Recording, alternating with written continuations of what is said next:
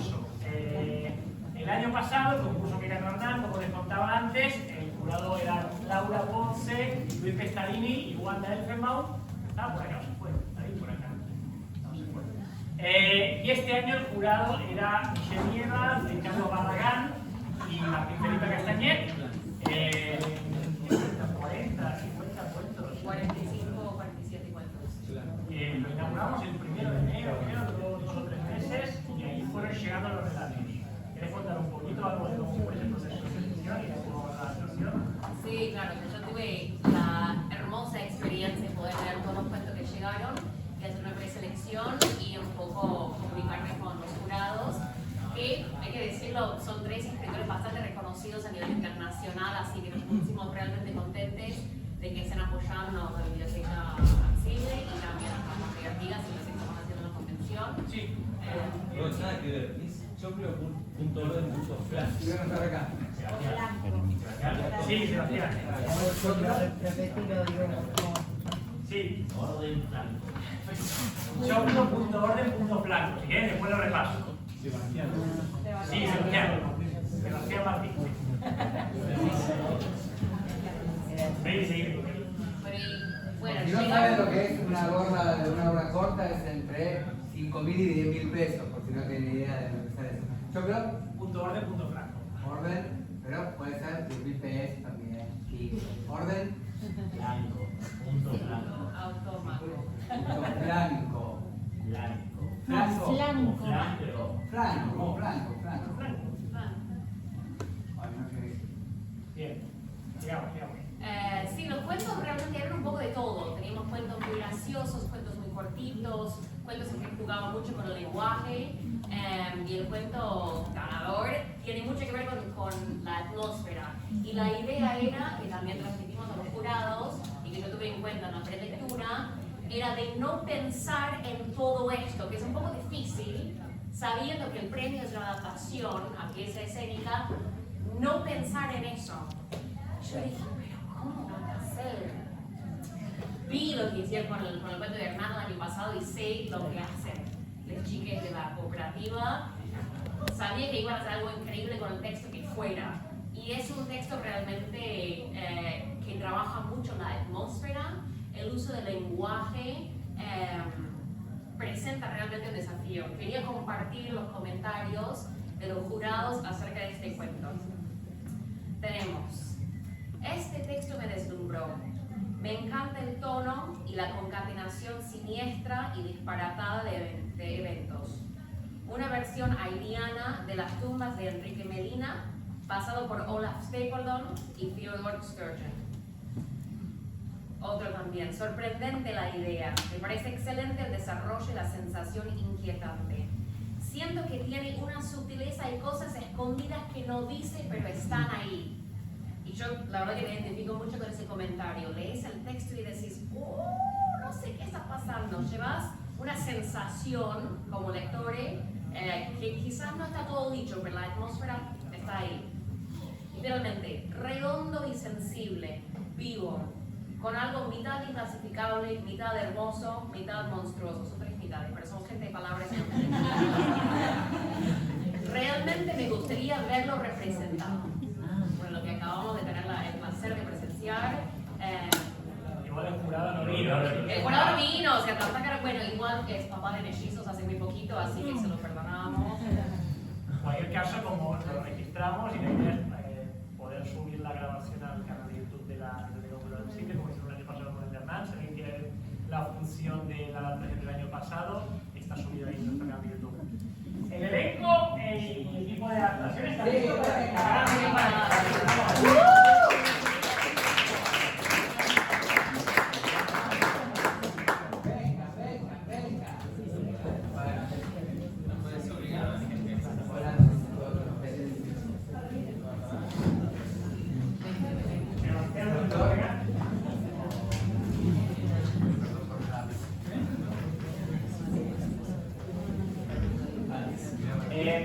el año pasado una cosa que nos pasaba con las preguntas del público es que la gente todo el tiempo me estaba diciendo, y es lo que es habitual, claro, como yo no leí el cuento, no sé qué es lo que hay del otro lado. Entonces nada, los comentarios, preguntas, las cosas que quieran decir. decir que vayan por lo que quieran.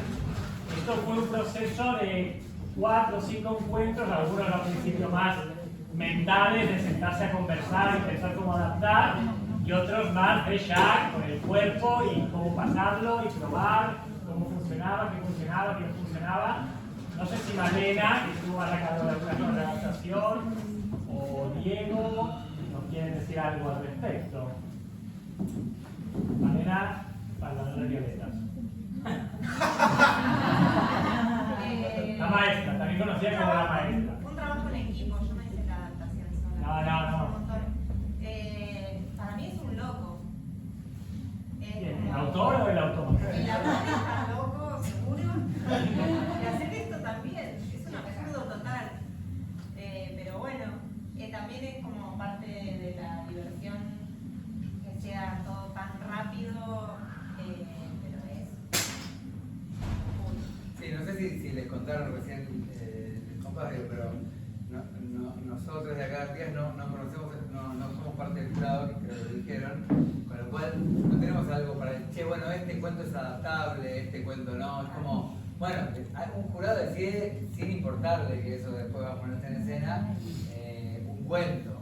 Y esta es la segunda vez que hacemos, y bueno, nada, cada cuento tuvo su desafío muy distinto. La primera situación que tuvimos fue, o sea, le decimos, che, es imposible. Claro, es imposible. ¿Pero por qué? Porque o era alguien diciendo el cuento, o era cine. O sea, entonces, como, ¿qué adaptación hacemos de esto? Porque no había acción personal. Toda la acción era muy ligada a una voz narradora, que era la que tenía entidad y la que conectaba empáticamente con quien leía también. Entonces, como, ok, o hacemos esto y representamos esta vida que sigue, o bueno, ¿qué hacemos? Porque al principio fue como, che, es imposible, dijimos, ¿no? Como llevarlo al teatro. Sobre todo imposible porque la idea es, justamente, no es hacer porque están los narradores, no alguien cuenta un cuento, que es en sí una técnica. Y el chiste no era eso, digamos, es pasarlo a una puesta de teatro, de ahí lo difícil, ¿no? Porque qué sumarle que ya no esté tan bien como está en el cuento, ¿no? Porque no sé si se dieron cuenta que el cuento es pura imagen, además, ¿no? Como, no lo leyeron, claro, ahora lo vieron. Pero si lo leen, Sí, imágenes y mucho imagen. detalle en las imágenes, Claro. mucha como particularidad, ¿no? En cada una de esas imágenes. Sí, y otra cosa que si se lo pueden leer, obviamente se lo recomiendo. Algo que pasa, que ahora te paso la pelota, por favor, perdón que estoy preguntando yo, pero algo que pasa, que para mí es lo que a mí me gustó habiendo leído el cuento y me pareció un hermoso ganador, es que corre a una velocidad y con tanta fluidez la acción. O sea, en general la acción y la descripción como que se pelean, ¿viste? Como que están ahí medio peleándose entre, me fui a la mierda la descripción, buenísimo, pero la acción, y en un cuento pone especialmente en desafío ese vínculo. Y acá es vertiginosa la acción y es completísima la descripción, con lo cual me parece muy virtuoso eso, mucho mérito, y que ¿qué onda? ¿Por qué?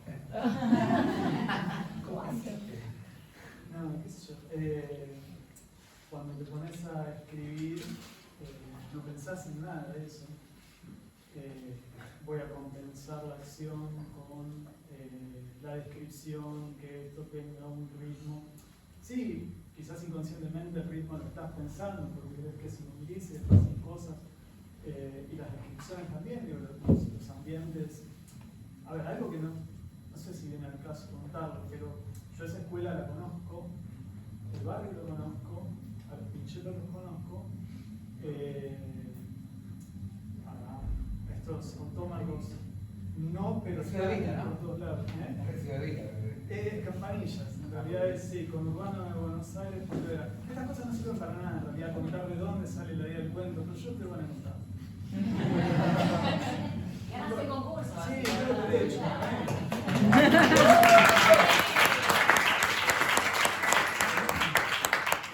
Pero bueno, ¿a qué te ayuda eso? Por ahí a situarte y a que vos tengas más claro cuál es el escenario y que va a transcurrir la acción. Entonces, yo las casillas las veo, el arroyo de las ranas lo veo, lo caminé, lo conozco, fui asistente social. Entonces, y ahí sale el escenario. Ahora, la historia, sí, es algo que no sé bien de dónde surgió. Creo que me copaba la idea de pensar qué pasaría si aparece un régimen totalitario en un lugar que está absolutamente perdido y separado de todo, como era esa villa. Porque, digamos, no es el lugar más común donde vos pensás que va a comenzar, ¿no? Algo como puede ser esto que representaron, que me encantó, loco. Sí, flashé colores. Nada, me encantó. Y otra cosa que también te iba a decir, yo entre que me anunciaron, bueno, que había ganado el concurso, me pregunté lo mismo que vos, dije, ¿cómo carajo van a hacer esto? Y no sé por qué pensé que la única manera de hacerlo era con un narrador y que vayan sucediendo cosas. Evidentemente algo de eso había porque es lo que terminó sucediendo. Entonces hay como una... Se ve que evidentemente ese era el formato, no voy a decir natural, ¿no? Porque, pero digo, el medio del lugar hacia el que iba, creo, ¿no? Público, preguntas, métanse. Me muero de curiosidad. ¿El guión tuyo era exactamente el cuento o...? ¿El mío? Sí, ya, tu diálogo. ¿Era exactamente el cuento o...? A ver, dos cosas.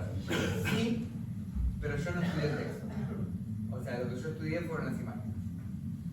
O sea, yo traté de ver las imágenes y después contar lo que veía. Y algunos pies traté de decirlos porque eran importantes, algunas palabras pensé que eran importantes, pero lo que yo traté de hacer es, bueno, algo de lo que decís, ver lo que estaba ahí y después contarlo. Por eso es que algunos textos no eran como estaban ahí o ese fue mi visión, ¿verdad? No inicié el texto. Sí me pasó que cuando hoy me enteré que él venía, porque no iba a venir inicialmente, dije, ay, claro, porque bueno, ¿Sabías quién era el público? No, pero que decir, a mí me importa más contar algo que el texto, pero claro, en presencia del autor, no es que no me parece importante cada palabra, me parece súper importante, pero sí que hay que hacer una transcripción, hay que hacer una traducción a lo que yo considero que es más una vivencia que un texto. Entonces, yo opté por estudiar lo más posible, no es que ya fue, no estudio, estudiar lo más posible, pero me abstuve a poder contarlo, digamos, a verlo y contarlo. Si no lo veía, no lo puedo decir. Pero yo me ocupé más que eso. Mi guión fue las imágenes que tengo ahora, no que tenía, porque para mí ya son vivencias, digamos, ¿no? Por eso lo puedo contar, digamos, pero no es un texto. Pero sí, sufrí un poco porque, como dije, que había algunas malversaciones hubo.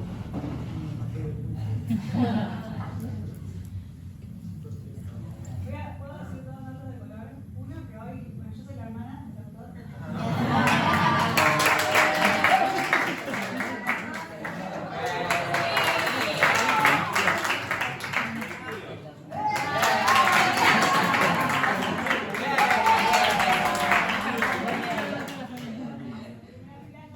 Yo leí el cuento hoy, llevo muy vaga para leer y mi hermana me pasó porque no puedo leer el cuento antes de haberlo hablado. Y me pareció que, a ver, cuando te ibas relatando, yo sentía que estaba leyendo, o sea, creo que, de hecho, dije, wow, qué flash que porque siento que fue muy arte visual. De hecho, vos ibas diciendo unas frases que las completaba.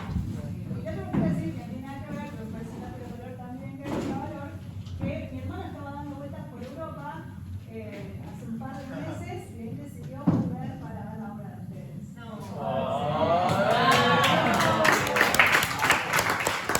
Qué bien, ¿no? Verlo como ahora tenso y padeciendo, digamos, porque podría haber sido una pésima decisión. Sé que suena idílico lo que dice una hermana, no es literal. Me estaba quedando sin plata. Pero sí es cierto que fue como el impulso como para terminar de decidirme y venir. Eso sí es cierto. A mí me pareció muy bueno cómo adaptan las acciones, que son casi todas muy violentas, como de costado, como bordeando la violencia en la acción. Quería saber si surgieron otras alternativas en el proceso de adaptación cuáles fueron. ¿Se entiende?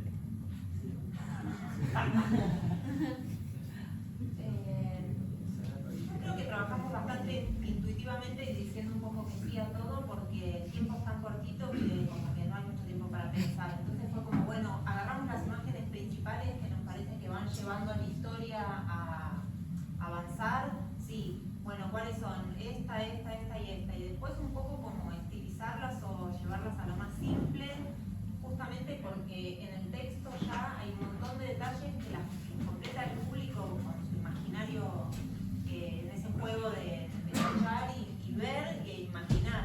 Como apostamos un poco a eso, a limpiarlas lo máximo posible, ponerle una que otra detalle, después pasándolo con el cuerpo, pero la idea fue un poco eso y también apoyarnos mucho en la iluminación que la hizo Diego, esto de decir, bueno, a ver un objeto escenográfico que sea a las veces de escuela, de ilustrina, de todo, que fue como la elección de las cajas. Tocarlas ayer. No, Tocarlas. 35 cajas las pinté en 3 horas. Compré cajas marrones. Digo, no, tienen que ser blancas. No, son marrones. No, pero es que la luz blanca. Parecía Laucha envejecido yo aquí. Perdón, quería decir algo también que sí pasamos en el primer momento, me parece, en el debate de cómo hacer la adaptación, donde había en principio dos opciones, que era esto de sostener el lugar del narrador y en ese caso representar en paralelo algo que va pasando o llevarlo, digamos, a los personajes.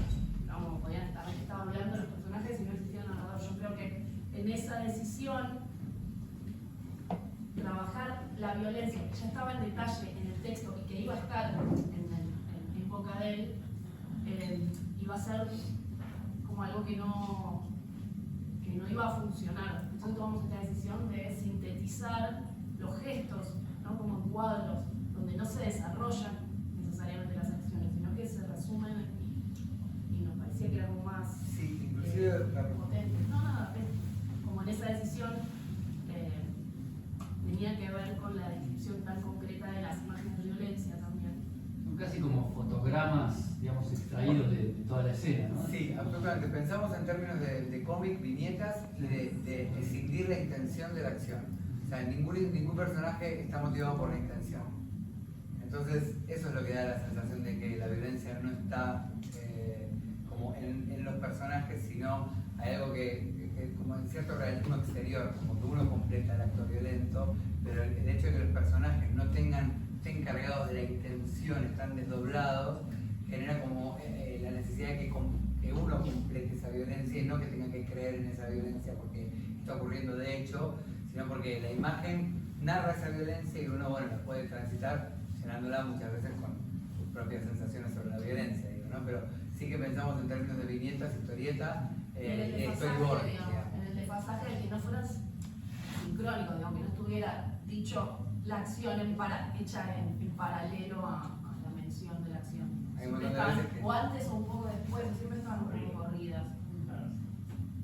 Y es una forma quizás de demostrar esa incertidumbre, esa rareza, esa cosa siniestra. Yo se creo que le experimenta en permite la al lectura. espectador generar como la lección, claro, Sí. digo, si vos vas en paralelo con el texto y con la acción y es lo mismo, el espectador se desinteresa fácilmente, digamos, en la situación donde, pero si no, esto no coincide con esto y en el momento que coincide, sostenés mucho más la atención de los espectadores. Me parece que es algo. Sí, cuando coinciden es como que el espectador le queda creerte o no creerte, si eso está actuado de verdad o no de verdad. Cuando separás eso ya decís como, ok, esto nadie me está pidiendo que sea real. Que coincida, claro. O sea, no está construido de un carácter mimético, sino de un carácter como, bueno, más formal. Entonces no queda otra que el espectador tenga que llenar ese gap entre la realidad y, digamos, lo formal. Digamos. Entonces, ok, o sea, construyo el sentido si hago un esfuerzo por construirlo, o sea, y no me queda otra que hacerlo, digamos, ¿no? Como, algo de eso estuvo trabajado, sí. Bueno, una cosa que me parece muy remarcable, perdón, pero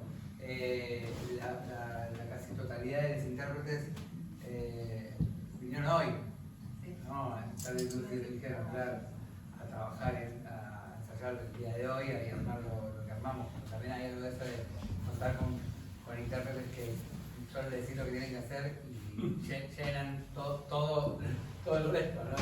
Ponete que hagas esto y que obviamente con dirección y qué sé yo, digo, que male y tal, pero algo de que en ese momento estén esas presencias, esos cuerpos activos y vivos, no sé, me parece bastante hermoso también en la historia.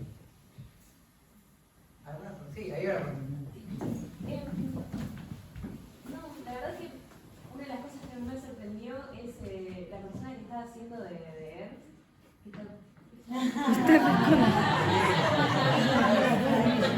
Si la ropa de no sabemos cómo. Vi que seguía y dije, no. Porque, no, la verdad que, ¿cómo llegó ahí? Porque digo, es como que me quedó como muy bueno que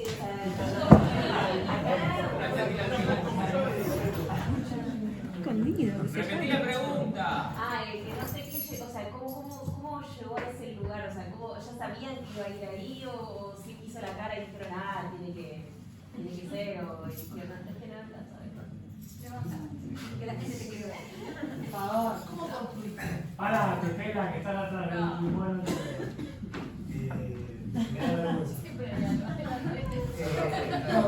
Tiene que ver un poco lo que comentaba Diego. Venimos acá, pero nosotros como intérpretes también trabajamos mucho. Hace años que venimos trabajando improvisación y quizás Diego nos convocaba a cada uno, pensando que podía conseguir para ese personaje. Entonces me dijo, hace cada 3, no. Pero el personaje va por acá y Male también me ayudó, porque es verdad, yo llegué hoy y empezamos a hacer una... ¿Fue hoy? Sí. Ahora sí, para que se entiendan. Un equipo que empezó hoy. Hay un equipo de unas 6 o 7 personas que llevan ensayando 2 semanas. Todo lo que quería el complemento del resto de gente se sumó hoy desde la tarde. Claro. ¿Sí?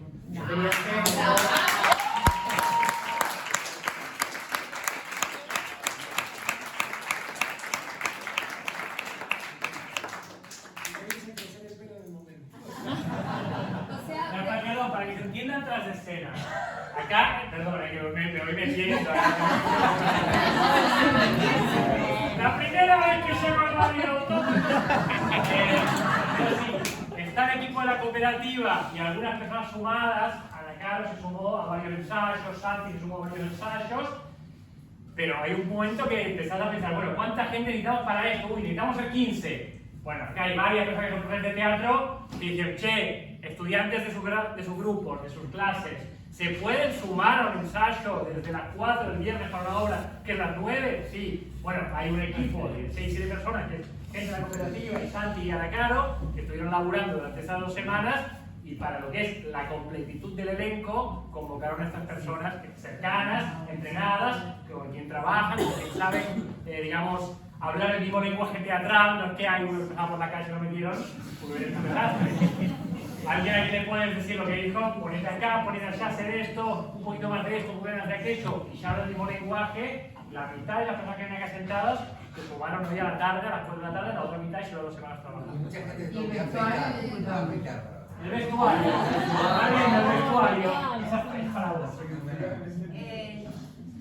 Y el vestuario un poco la referencia que acá que el autor lo nombra, que dice camisa a cuadros, ¿no? Como hay algo de eso. Y vos, fuera de esto que Bueno, cuando empezamos a hablar, ya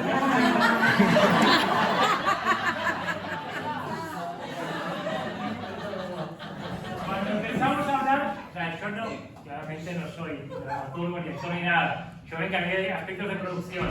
Yo había leído el cuento, lo pasé, y había muchas intervenciones de quiénes eran esos autómatos y qué significaban. Claro, ahí es donde ya uno empieza a sesgar con su mirada y su interpretación. Una de las referencias que yo tiré al grupo de WhatsApp era El pueblo de los malditos, que no sé si lo vieron, y de ahí surgieron las pelucas rubias. Es decir, es esa película donde de repente unos niños poseídos, niños que son el mal en ese pueblo, y tienen el pelo blanco, rubio, platinado, algo así. Entonces, esa cosa me dio organizada, me dio que de un día para el otro le lavaba el cerebro a todo el pueblo, me dio que nos tiró para ahí, y damos la referencia. Después toda esa cosa de lo rural, que pese a ser autómato, que no entendés bien si son robots o son seres, no se entiende, pero que hay algo de lo rural, no es que son de repente seres que vienen de un futuro del siglo XXIII, sino que no dejan de ser con un zorro embalsamado, una cosa rarísima.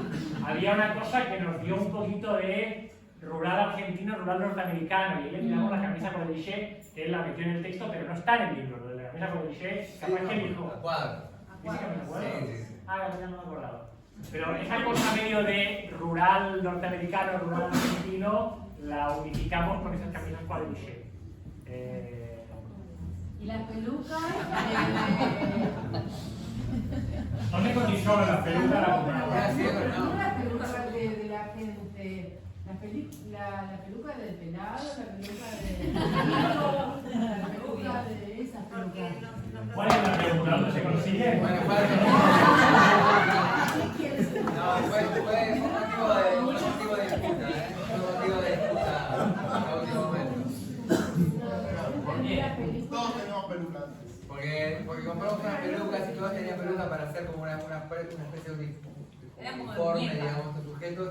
También porque no lo dice el cuento para nada, pero hay que construir, eran los mismos personajes que cambiaron de niños a eso, había que construir como cierta identidad acá, y nada, algunas pelucas quedaban muy bien y otras no quedaban tan bien, y algunas personas de no sé quién, pero como que justo a último momento empezó a descreer de lo que habíamos decidido. y dijo, no, bueno, no están de acuerdo, pero bueno. Y nada, como justo en ese momento se dividieron las aguas de Nietzsche, pero algunas cosas parecen medio como que refuerzan demasiado lo bizarro y no queremos ser bizarro. Al mismo tiempo son personajes que tienen que ser como separados de la realidad. Y debatimos hasta último momento y a algunos les quedan muy mal las pelucas. Y a otros no tanto, y medio se decidió en una toma de decisión muy poco cooperativa y muy poco ordenada. Bueno, no estamos de acuerdo, bueno, pero esto ya cuando estamos dando salas, ¿no? Sí, la idea era que todos sean rubios, como que los autómatos sean todos rubios, esa era la idea. Pero se entendió. Fueron todos medio Se mal. entendió perfecto. O O sea, con otros tiempos y otras condiciones de producción.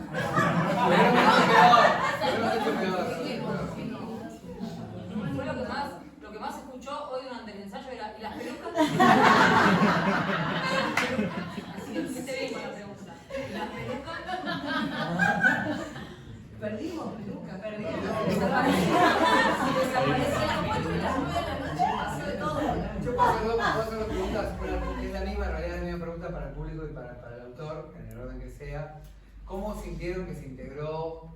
Si se integró, digo, si pudieron como recorrer la historia, porque a veces digo, hay algo de la imagen que está buenísima y puede sumar un montón, pero también puede ser una saturación o una competencia, ¿no? Digo, la pregunta es, para el público y también para el autor, cómo les corrió, digamos, el contenido de lo que se contaba, ¿se entiende? El cuentito. Súper Si bien, pudieron- increíble. O sea, fue un viajazo, especialmente la época que estamos viviendo ahora. O sea, para mí fue como, esto es lo que estamos viviendo ahora. O sea, literal, me lo tira, yo me fui a la dictadura, me fui a todos lados. O sea, dije, bueno, ¿para dónde me va a llevar? Dije, no, lo estamos viendo ahora. O sea, para mí era ver a Trump, ¿cachai? Como Trump con su... Ah, sí, cuando me O sea, dije, es que esto se está viviendo ahora, o sea, es súper bonito el trabajo que hicieron y es espectacular que lo hayan hecho en tan poco tiempo y muy bueno el texto. ¿Dónde lo leemos? No sé si los puedo compartir. Por favor. Por favor, es que está buenísimo, o sea, es muy buen trabajo. Qué bonito que se hayan integrado hoy, se ve un trabajo hermoso, de verdad. Felicitaciones, aplausos.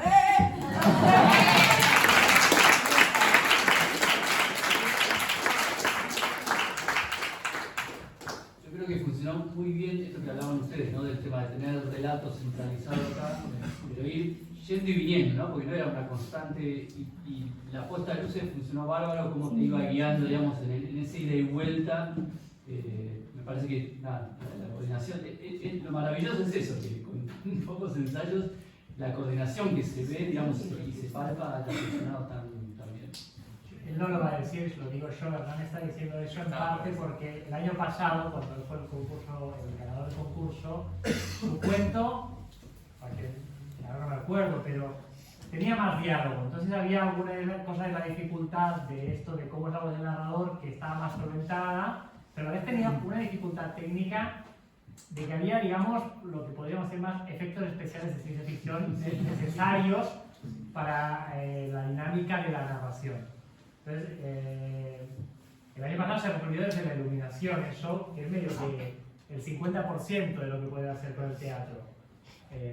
Jugar con la iluminación, con los oscuros, con los cambios de velocidad, y hay algo que los invito a ir al canal de YouTube de Leo Pulgar Chile, donde está subida la función del año pasado, de el chiste de lo ciencia ficcional que ocurría ahí desde la iluminación. Así que, sí, pero perdón, pero no, por favor. en el video no se ve. Había que estar ahí, ¿no? ¿no? Igual, perdón, porque volvamos al pasado para cerrar esto, digo, no solo la iluminación, uno de los cuerpos tenía que desaparecer y aparecer en un segundo en la misma pose y continuar la frase que había dejado. Eso no era luz. Era que alguien hacía esa magia ridícula con el cuerpo. Blas, no tengo que ver Blas. Porque, claro, hay trucos que no se hacen sí, o sea, acá. Hay que hacerlo de un modo muy complejo y muy artesanal, tipo poner un chicle acá y como algo muy físico, ¿no? Bueno, pero volviendo a esa pregunta, eso, si alguien lo quiere, bueno, repasarla. ¿Cómo viste integrado esa? Vos conoces el relato, pero bueno, igual te puede pasar, ¿no? Que te distraigas o que no escuches o que no te lleve o... No, bueno, bien, como vos decís, al haber escrito el cuento y tener todas esas imágenes y los personajes en la cabeza, podría haber pasado igual de verdad, pero no en absoluto, porque está muy bien integrado para mí tu actuación, tu visión, tu relato, lo que vas contando y cómo lo transmitís, pues estás ahí medio tomándote, porque veo, como ya destruido, ¿no? Medio de toda una situación retraumática. Y no, me parecía que se integraba súper bien lo que hacían los actores con lo que vos narrabas. Yo la verdad no me trabé en ningún momento, para mí todo fluyó. Sí, súper. Bueno, ¿alguna pregunta más? A mí me copa como del equipo acá del teatro, como se siente la pasión que tienen, como el disfrute, ¿no? Como que es todo un juego, más allá de que evidentemente un trabajo muy arduo, pero que lo que sostiene, ¿no? Como que pase todo esto, no es La Plata, ¿no? O sea, como que pura sangre, adrenalina, y como pasión, disfrute, juego, ¿no? Como que se nota que lo hacen porque tienen ganas y nada, me encanta eso.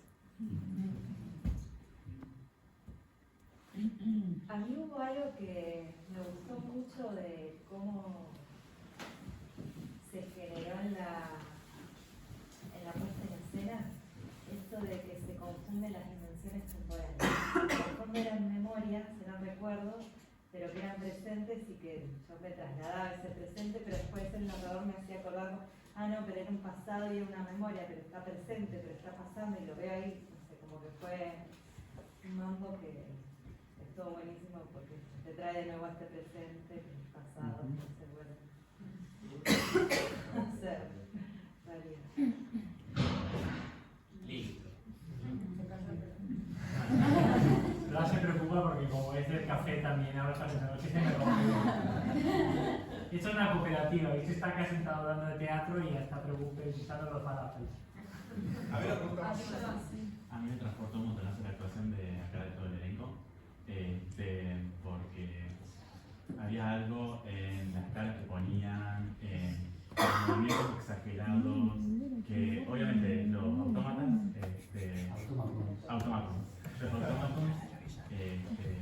me incomodaban muchísimo, pero el resto de la gente tenía un poco de automatón también y eso me incomodaba más todavía. Muy bueno.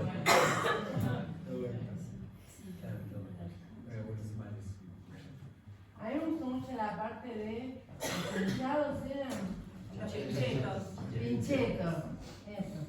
Todas las gorras, qué sé yo, ¿viste? Me gustó mucho cómo acompañaban todo.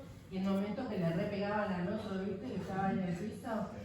Bueno, de repente se cayó y quedó ahí no sé cuánto tiempo, pero... Pero esa parte de que iban y volvían, de que venía y los sacaba, o sea, todos los que acompañaban así, de repente venían estos, y bueno, la cosa violenta así, que como que, bueno, viste, como que esa parte me gustó.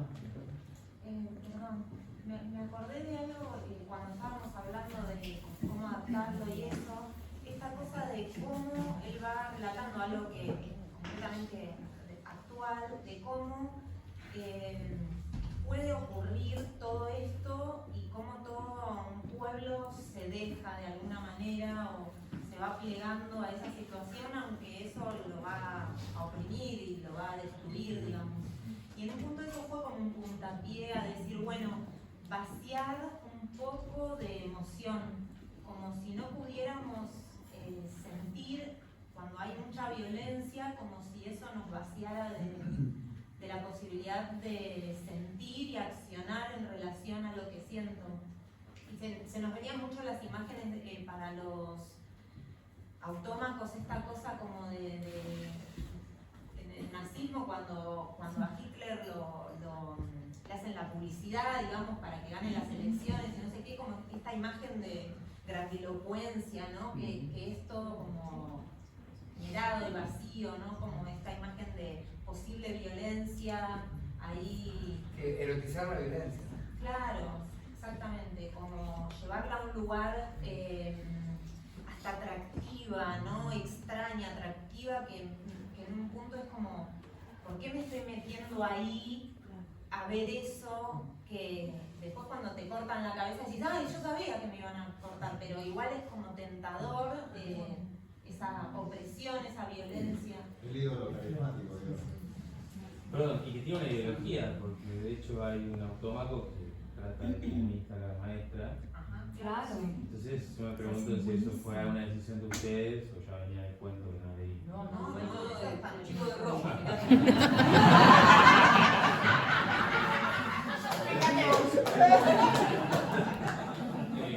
O sea que no tiene nada que ver con la realidad. No, una cosa sí que, con respecto a lo que vos decís, es que la iconografía del nazismo, por favor que no se malinterprete, es fascinante, porque está justamente planificada y pensada para generar eso de género. Y otra cosa que tampoco viene mucho al caso, pero un poco yo hacía la analogía entre el Lauchar y la Frick después, y Goebbels, ¿no?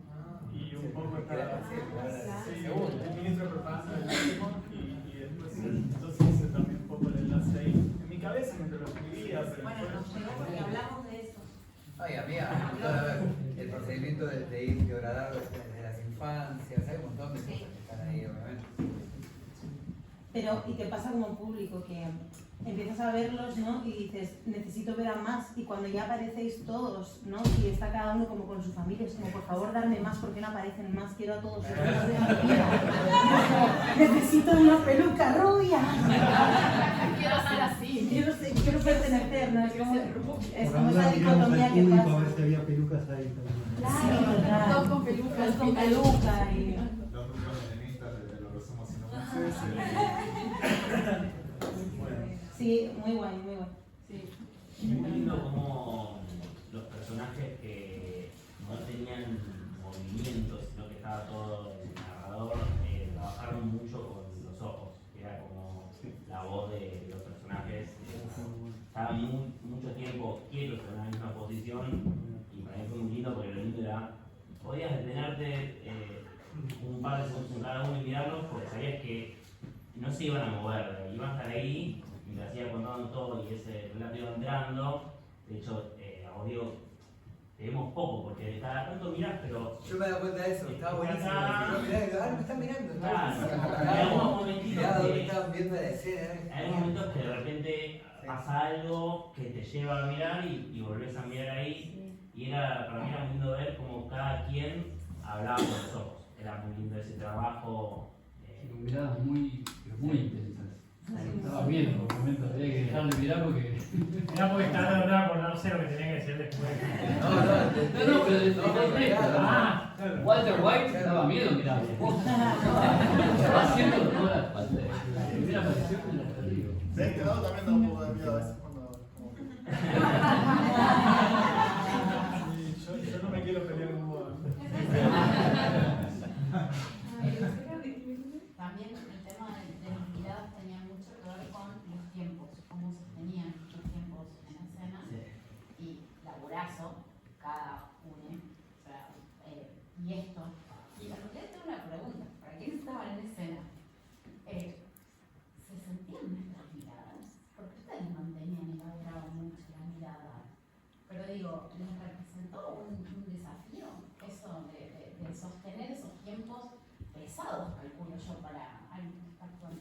Bueno, para mí tiene mucho que ver con la técnica que trabajamos con video, porque bueno, a mí me cuesta igual la mirada, pero la trabajamos mucho como esta comunicación directa y eso es como, bueno, de a poco lo vas empezando a sentir también, ¿no? Ah, bueno, ahora están mirando ya, ahora están mirando ya.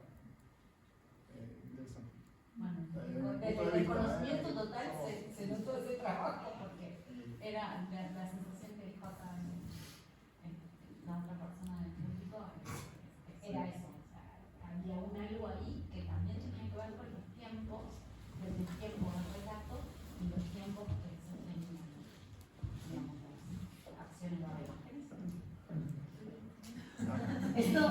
¿Esto ha pasado solo una vez? ¿No se va a volver a repetir? Es decir, Nunca soy más. aquí ya. ¡Bien! ¡Toda suerte!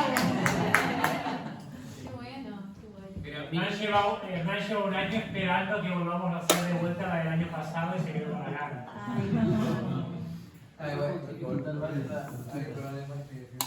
No, imposible juntar varias. No, pero pensá que esta escenografía tiene una puesta de luces y la anterior era un quilombo de puesta de luces y usamos los mismos, como, usemos esto, moverlo para adelante también, pero con 40 luces diferentes. Pero es muy fácil, ¿no? Por ahí se podría filmar cada vez mejor, pero la anterior era un quilombo de luces y se ve extraña pero muy linda en el video. Y esta supongo que se va a ver mejor que la anterior por algo del entendimiento, porque el otro era estroboscópico, era como muy difícil de... pero bueno, nada. ¿Pero dónde está? La pueden ver en YouTube, está la anterior obra, que es de la persona que está detrás tuyo sentada, esa persona ganó. No, atrás tuyo. Miralo, miralo. Yo por lo menos para cerrar yo, lo que puedo decir es que también en un diálogo con esto de la vocación y eso, que todos acá trabajamos a destajo, no solo con esto, sino entre otras cosas, para sostener el espacio y tal, y todos estamos acá trabajando mucho. Y en el transcurso de poner esto a cabo, uno dice, ¿por qué, no? Digo, ¿para qué? Como, no es placentero el trabajo muchas veces, es mucho costo. Y que eso nos da como, bueno, cómo aprender para hacerlo mejor, más fluido, pero acá con Carla presente puedo decir que yo creo que es esta idea de que haya otro concurso y de poner en escena, para mí llegó para quedarse, es una maravilla, Sí. más allá de todo el costo, de lo que implica el cruce de lenguajes, el anonimato para nosotros de que no elegimos el texto que viene, porque otro jurado que es especializado en ciencia ficción y no tiene ni idea de lo que es el teatro, o por ahí tiene, pero que no son artistas en escena, me parece que algo de ese cruce nos pone en un lugar que sí, efectivamente, resulta ser muy nutritivo para mí, más allá del costo, que no siempre está atravesado por el placer. Para mí, este cambio y este encuentro es súper placentero, que se permite, este código llegó para quedarse, así que el año que viene vuelve a haber relación. Una preguntita, ¿no? ¿Por qué 15 días? ¿Qué es el Porque transcurso el jurado lo decidió hace 15 días. viene así el El jurado eligió el cuento hace 15 días, en realidad nosotros empezamos a trabajar hace una semana, concretamente en el asunto. ¿Cuántos cuentos se presentaron? 45, 47. Bueno, Sí, es eso, entre recibir los cuentos, leer los cuentos, pasar los cuentos de los jurados, van acumulando en los meses y las semanas, entonces un poco les dejamos así con poquito tiempo, pero creo que es parte de la magia, ¿no? Porque ustedes tienen este trabajo tan impresionante por delante de hacer tanta magia. Bueno, y hablando cerrar e irme. Voy a unir dos cosas. Primero, después de esta hermosa charla, y unir que él se volvió de Europa porque él estaba corto de guita.